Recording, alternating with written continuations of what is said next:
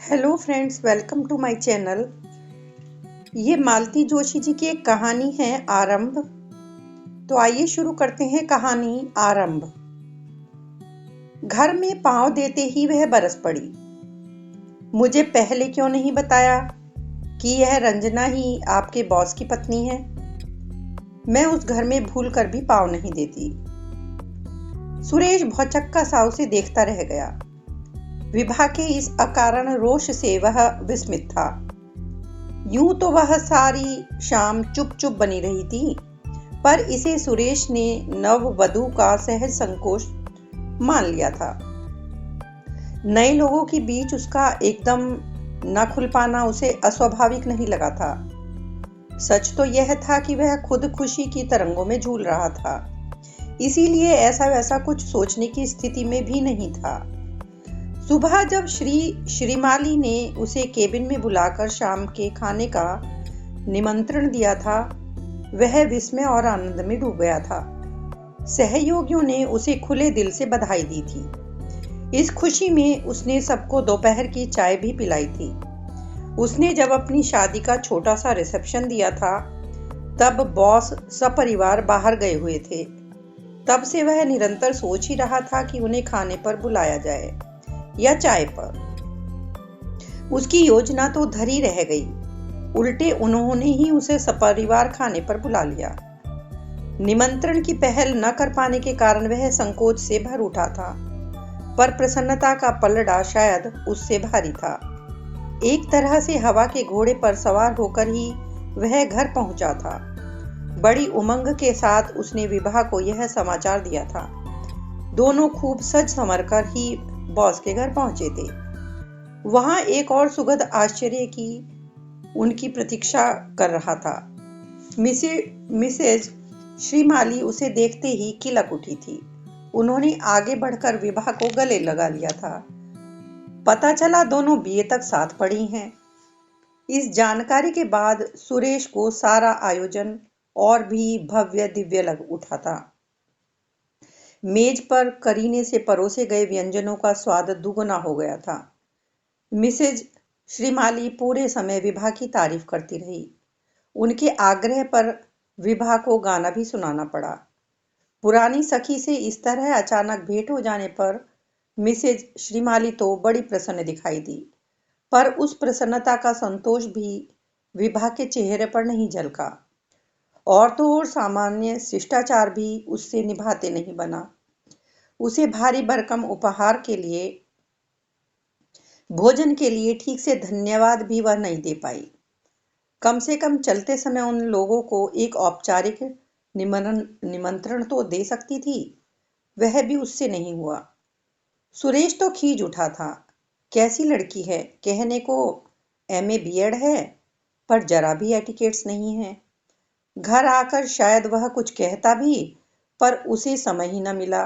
उल्टे विभा ही उन पर बरस पड़ी थी और वह भौचक्का रह गया था। उसने वह बड़ा सा खोखा एहतियात से मेज पर रखा। करीने से उसकी पैकिंग खोली। बच्चों की सी अधीरता से उसने कागज की कतरनों को अलग किया, और जब उसके सामने सुनहरी नक्काशी वाला एक खूबसूरत लेमन सेट जगमगा रहा था, वह ठगा सा देखता रह गया। वाह, श्रीमाली साहब की टेस्ट का तो जवाब नहीं है। तब उसे होश आया, विभा अभी तक उसी तरह गुमसुम बैठी हुई है। क्या बात है भाई, उसने मुचकारते हुए पूछा। बॉस की बीवी से तुम्हारा झगड़ा वगड़ा था क्या? वैसे नेचर से तो बहुत भली लगी हैं। तो क्या मैं झगड़ालू लगती हूँ? विभा ने तो नक्कर कहा। यह बात नहीं है भाई, सुरेश ने नरम स्वर में कहा, पर तुम सारी शाम मुंह फुलाए रही, इसीलिए पूछ रहा हूँ। विभा ने आंखों में अजीब सी उदासी भरकर उसे देखा और फिर शून्य में नजरें गड़ाकर जैसे अपने आप से बोली, बुरा तो लगता ही है। वह बॉडम बेवकूफ लड़की आज इतने बड़े आदमी की बीवी बन गई है, और हम अपनी किस्मत में तो जूते चटकाना ही लिखा है। ससुराल हो या पीहर, कोई फर्क नहीं पड़ता। यह शब्द सुरेश के कलेजे को चीरते चले गए। घायल नजरों से उसने विभा की ओर देखा। वह शून्य में दृष्टि गड़ाए गुमसुम बैठी थी। उसकी तरल आंखों में टूटे हुए सपनों के टुकड़े तैर रहे थे। उसे गुस्सा आने चाहिए था, पर करुणा हो आई। अपने लिए और विभा के लिए पता नहीं कितने सपने संजोए होंगे, पर कहीं रूप, कहीं रंग, कहीं उम्र, कहीं पैसा, कुछ न कुछ बाधा आ जाती होगी और सपने टूटते रहे होंगे। पता नहीं कितनी असुकृत्यों को झेलने वाली यह लड़की उसकी पत्नी है। उसकी संचित पूंजी से बनवाए गए 4 गहने उसके शरीर पर हैं। पहली शॉपिंग पर बड़ी दरियादिली से खरीदी गई प्योर सिल्क की साड़ी उसने पहन रखी है। मिलन की पहली रात भेंट स्वरूप दिया हुआ महंगा सेट उसे महका रहा है। शाम को बड़े अरमानों से खरीदी गई वेणी उसके जूड़े की शोभा बढ़ा रही है। इस सारी सज्जा के साथ उसके घर ही में बैठकर वह उन भयानक शब्दों को बोल गई है। सुरेश भीतर तक हिल गया था। उसका मन हुआ चीख कर कहे, मैं बहुत बड़ा आदमी नहीं था, इसीलिए तुम्हें स्वीकार कर सका। समस्त बड़े आदमियों की जमात ने तो तुम्हें कब से नकार दिया था। लेकिन अब कुछ भी कहना व्यर्थ था। पहली बार आक्रोश उसने व्यक्त किया, बाजी उसी ने जीत ली थी। उस क्षण के लिए ही सही वह सुरेश से श्रेष्ठ हो गई थी। सारी रात उसे नींद नहीं आई। विभा भी पीठ किए एक ही करवट लेटी रही। अपने घायल मन को वो सहलाता रहा। आंखों के सामने उन सारी लड़कियों के चेहरे घूम गए जिन्हें उसने पहले दौर में अस्वीकार कर दिया था। उनमें से कुछ तो विभा से बेहतर ही थी, पर उस समय कोई ऐसी वैसी लड़की तो आंखों पर चढ़ती ही नहीं थी। उसकी माँ और बहन के लिए तो कई दिनों तक यह गर्व का विषय बना रहा, हमारे सुरेश को तो कोई लड़की पसंद ही नहीं आती, वे जहां तहां सुनाया करती। पर बाद में यह गर्व चिंता में परिवर्तित होने लगा। पहले जैसा लड़की देखने का उत्साह बाद में जाता रहा। माँ तो खींच कर कहती, आखिर कैसी लड़की चाहता है तू, पता तो चले। 4 भले आदमियों को जवाब तो हमें ही देना पड़ता है ना। आखिर अपने भी घर में लड़कियां हैं, उनका भी ख्याल कर। कोई पहले से पसंद कर रखी हो तो वह बता दे। माँ की बमबारी से वह क्षुब्ध हो जाता और फिर महीनों घर का रुख नहीं करता था। दोस्त मजाक में कहते, यार अब पैदा होने से तो रही, अवेलेबल जो स्टॉक है उन्हीं में से पसंद करनी होगी। पहले से पता होता तो स्पेसिफिकेशन देकर ब्रह्मा जी से बनवा लेते। बात हंसी में उड़ जाती, पर कभी वह सोचना, काश ऐसा हो पाता। वह ब्रह्मा जी से कहता, भगवान मुझे मालूम है मुझ जैसे फटीचर के भाग्य में रीता मलकानी या सुरेखी देशपांडे जैसी ब्यूटी क्यों नहीं होंगी, पर कम से कम माया मिश्रा जैसी मिठ बोली, श्रद्धा पॉल जैसी बड़ी बड़ी आंखों वाली, अलका कपूर जैसी हंसमुख और नयन मेहता जैसी गोरी चिट्टी लड़की तो आप मुझे दिला सकते हैं। उसके मन में इन सब लड़कियों का मिला जुला एक कोलाज चित्र था, पर जितने भी रिश्ते आए एक भी लड़की इस कसौटी पर नहीं उतरती थी। एक दिन सचिन दिवाकर, उसका दोस्त, एकदम सीरियस हो गया था। बोला, सुरेश तुम्हारा कोई अफेयर हो तो बता दो, कम से कम लड़की वालों से साफ कह तो सकूंगा। बेचारे आस लगाए आते हैं, जानते हो तुम्हारे लिए अब तक 3 जगह जलील हो चुका हूं। सॉरी यार, पर दिवाकर ने उसे वाक्य पूरा करने नहीं दिया। बोला, फालतू बातें बंद, साफ साफ बताओ माजरा क्या है। माजरा कुछ नहीं है यार, कुछ होता तो तुझे पता नहीं चलता। तो फिर यह तमाशा क्या है? क्या लड़कियां रिजेक्ट करने का रिकॉर्ड बनाना चाहते हो? मुझे क्या मजा आता है रिजेक्ट करने में, पर कोई ढंग की मिले तो। ढंग की मतलब कैसी? दिवाकर जिरह पर उतर आया था। ढंग की मतलब जो मेरी कल्पनाओं से मेल खाती हो, मेरे सपनों में फिट बैठती हो, मेरी अपेक्षाओं को कुछ तो निकट हो। सुरेश ने समझाने भर का भरसक प्रयत्न किया। दिवाकर एकदम बौखला गया। बोला, भैया कल्पना अपनी जगह ठीक है, पर वास्तविकता से उसका कुछ लेना देना नहीं होता। सपने देखना कोई अपराध नहीं है, पर उन्हें यथार्थ में उतारने की चेष्टा बेवकूफ़ी है। तुम क्या सोचते हो, हमें सपने देखना नहीं आता? हमारी कल्पना शक्ति को क्या दीमक चाट गई है? लेकिन भाई मेरे, हम यह कभी नहीं भूले कि हमारी ड्रीम गर्ल इन 2 कमरों के मकान में हमारी टटपूंजिया तनख्वाह पर गुजर बसर करने में कभी नहीं आएगी। इस काम के लिए तो इस धरती की बेटी को ही चुनना पड़ेगा। सपनों की रानी तो कार बंगले वालों को ही नसीब होती है। इस तरह 2 टूक शब्दों में सत्य को उसके मुंह पर फेंक कर दिवाकर तो चला गया था, पर जाते जाते उसके अहंकार को भी चूर चूर कर गया था। हताशा की उस चरम स्थिति में जो भी पहला रिश्ता सामने आया उसने मंजूर कर लिया। घर में तो जैसे तूफान आ गया था।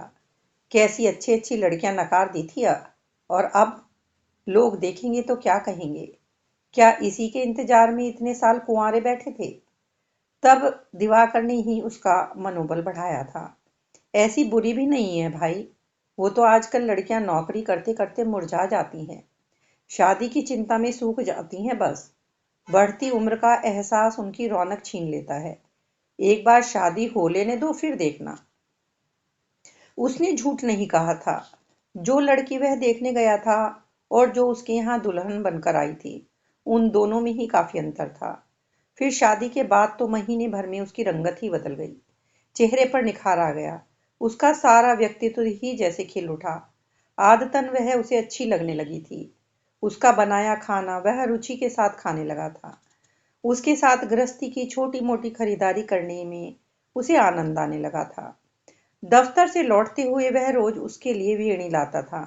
शाम को रोज घुमाने ले जाता था। कभी आइसक्रीम, कभी गन्ने का रस, कभी चाट। मसलन कोई शाम खाली नहीं जाती थी। हर रात वह उसके साथ प्रणय के नए अध्याय रचता था। विभा भी अभिभूत सी हर पल उसके आसपास मंडराया करती थी। उसके ब्रह्मचारी कुटीर की उसने महीने भर में ही काया पलट कर दी थी। कुल मिलाकर बड़े मजे से गुजर रही थी, और अचानक अब ये क्या हो गया? श्रीमाली के यहाँ का डिनर जैसे सारे जीवन को ही बेस्वाद कर गया। सारा उत्साह ही निचुड़ गया हो जैसे। उठिए जी, चाय हाजिर है। जागरण से बोझिल पलकों को सप्रयास खोलकर उसने देखा। विभा चाय लेकर प्रसन्न मुद्रा में खड़ी थी, जैसे यह सुबह भी दूसरी अनगणित सुबहों की तरह थी। जैसे उसे खबर ही नहीं थी कि यह रात उस पर कितनी भारी थी। जैसे विभा को होश ही नहीं है कि उसके 4 शब्दों ने सुरेश की दुनिया को हिलाकर रख दिया है। चाय का कप और अखबार उसे पकड़ाकर वह इत्मीनान से बिस्तर साफ करती रही। उसने खिड़कियों के पर्दे ठीक किए, मेजपोश की सलवटें ठीक की, बासी अखबार तह कर यथास्थान रखा, और फिर पल्ला में कमर में खौंस कर कमरे में झाड़ू देने लगी। उसके प्रत्येक कार्यकलाप में एक सुगढ़ गृहिणी के लक्षण परिलक्षित हो रहे थे।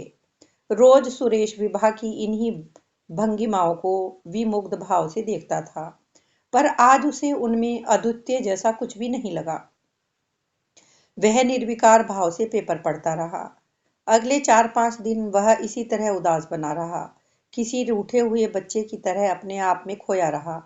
उसके भीतर प्रतिपल जैसे कुछ सुलगता रहा, पर अपनी नई नवेली गृहस्थी को सजाने संवारने में खोई विभा को इसका पता ही न चला। उस दिन शायद रविवार था, एक निरानंद रविवार। वह 9 बजे तक बिस्तर में ऊँघता रहा, फिर नहा धोकर बाजार निकल गया। 2 घंटे बाद वह लौटा तो विभा डोसे का सरंजाम किए उसकी बाट देख रही थी। उसने चुपचाप नाश्ता किया, हमेशा की तरह तारीफ के पुल नहीं बांधे। सुनिए, विभा ने लाड़ भरे अंदाज में कहा। क्या?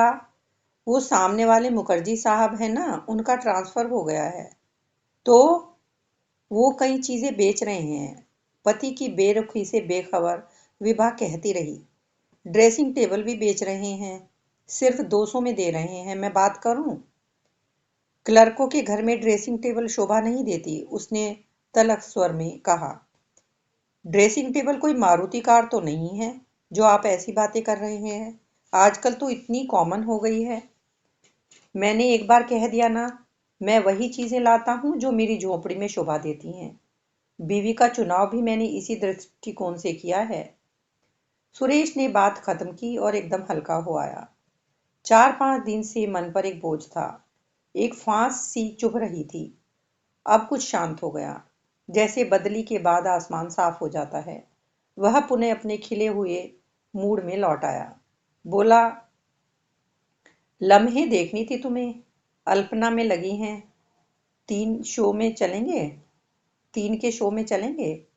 विभा ने हाँ या ना कुछ भी जवाब नहीं दिया, लेकिन जब 2 बजे चाय बन गई तो वह समझ गया कि पिक्चर का प्रोग्राम मंजूर हो गया है। फिर दोनों तैयार होने लगे, पर विभा ने इतराकर यह नहीं पूछा कि साड़ी कौन सी पहनूं, बाल खुले रहने दूं या जूड़ा बना लूं। न उसने गमले का गुलाब तोड़कर बालों में लगाया। सुरेश समझ गया कि वह भी भीतर तक हिल गई है। धोबी के कपड़े अब तक वैसे ही कपड़े में बंधे पड़े हैं। सब्जी का थैला भी खाली नहीं किया गया है। धुले हुए बर्तन भी जैसे तैसे अलमारी में रख दिए गए थे। उनका पिरामिड नहीं बना था। लगता था उसका सारा उत्साह किसी ने सोख लिया है। 2:30 बजे वह सीटी बजाता हुआ बाहर निकला। विभा ने चुपचाप बाहर निकलकर ताला डाला, चाबियां सुरेश को थमा दी। चाबियां जेब में डालते हुए सुरेश बोला, टेम्पो में चलते हैं, और भीड़ न हुई तो फर्स्ट क्लास में ही बैठेंगे। No taxi, no balcony, no फिजूल खर्ची। हनीमून समाप्त हो गया था, गृहस्थी शुरू हो गई थी।